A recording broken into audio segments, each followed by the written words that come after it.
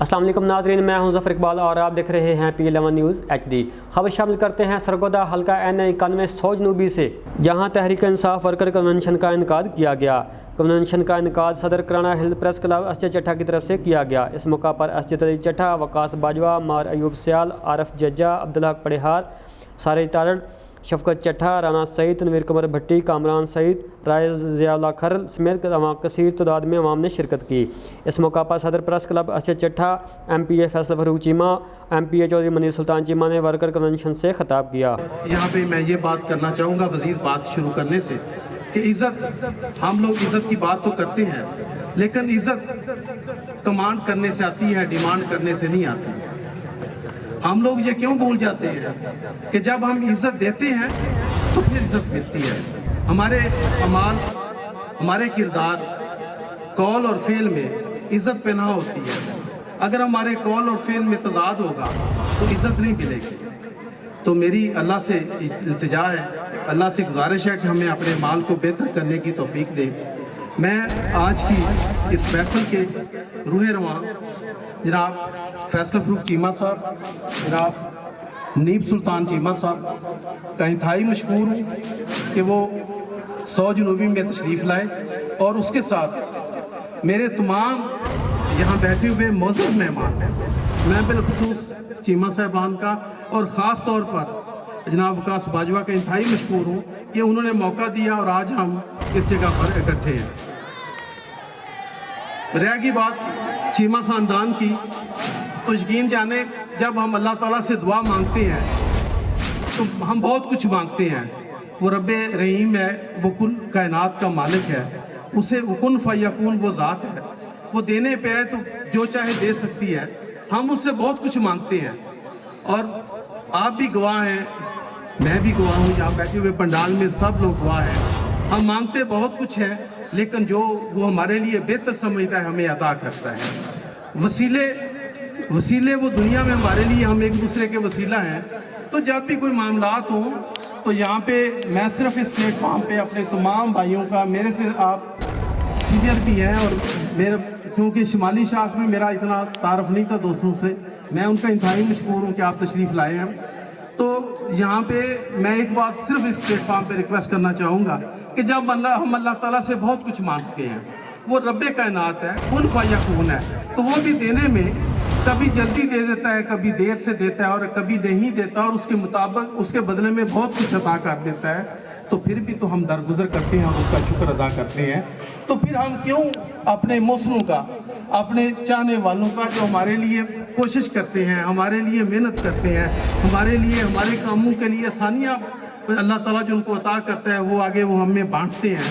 तो अगर उनसे कभी कोई कोताही हो जाए, अगर उनसे कभी कोई इस तरह की भूल चूक हो जाए, तो हमें भी अपने दिल खुले रखने चाहिए, हमें भी एक दूसरे को अकोमोडेट करना चाहिए।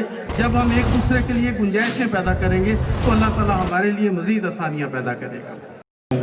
बुजुर्गां नूं और चट्ठा साहब नूं, मनीर सुल्तान चीमा साहब नूं, फैसल फारूक चीमा साहब नूं और सारे दोस्तों नूं अस्सलाम वालेकुम।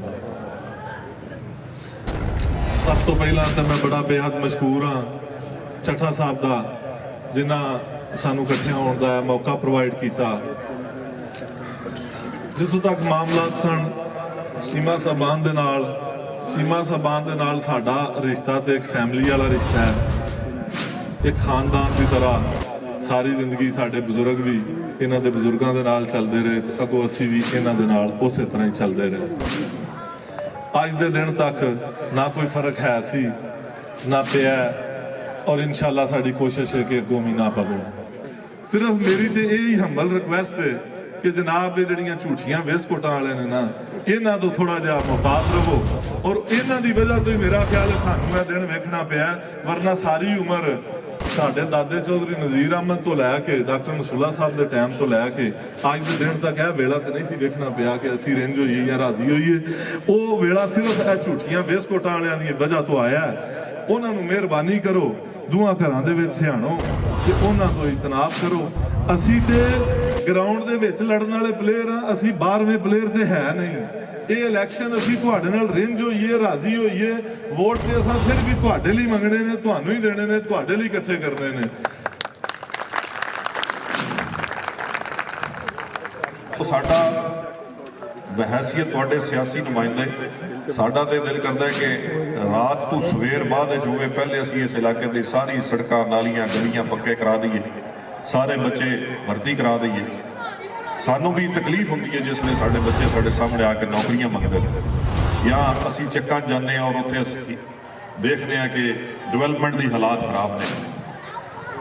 असी पूरी कोशिश कर रहे हैं और इंशाल्लाह करते रहांगे। असी अपने काम तो गाफिल नहीं, असी अपने उस्ताद का अपने बुजुर्ग का नाम डबोना नहीं, असी उस नाम के उत्ते हरफ नहीं आन देना। इंशाल्लाह ताला दिन रात कोशिश करांगे, जितनी कोशिश करनी पई करांगे और इस इलाके नूं जिहड़ा चीमा साहब एक मिशन शुरू करके गए ने तरक्की का और खुशहाली का, इंशाल्लाह उन्हें जारी रखांगे। तुहानूं पता है सब दोस्तों नूं कि मुल्की हालात तुहाडे सामने ने। अज तकरीबन 2 साल तो भी ज़्यादा गवर्नमेंट बनया हो गए ने और मैं खुद ज़ाती तौर पर महसूस करना कि जितना रिलीफ आवाम को मिलना चाहिए उतना ये गवर्नमेंट अजे तक नहीं दे सकती। इस वास्ते असी भी जदों कोई प्राइम मिनिस्टर की मीटिंग होती है, वज़ीर आज़म की मीटिंग होती है, उत्थे गल का असी बरमला इजहार करने और गल्लां उत्थे वही करने आ जिहड़ियां तुसीं साडे कंनां तक पहुँचाते हो।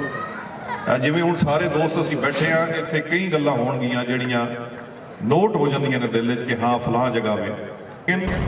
मैनू इस गल की भी तसल्ली है कि साडा प्राइम मिनिस्टर, साडा लीडर, साडा पार्टी का सरबराह उहदी ये ख्वाहिश भी है और नीयत भी है और उसका किरदार ऐसा है कि वो इस मुल्क को बदलना चाहता है। वो इस मुल्क के विचों करप्शन खत्म करना चाहता है, इस मुल्क चों महंगाई खत्म करना चाहता है, इस मुल्क चों बेरोजगारी खत्म करना चाहता है।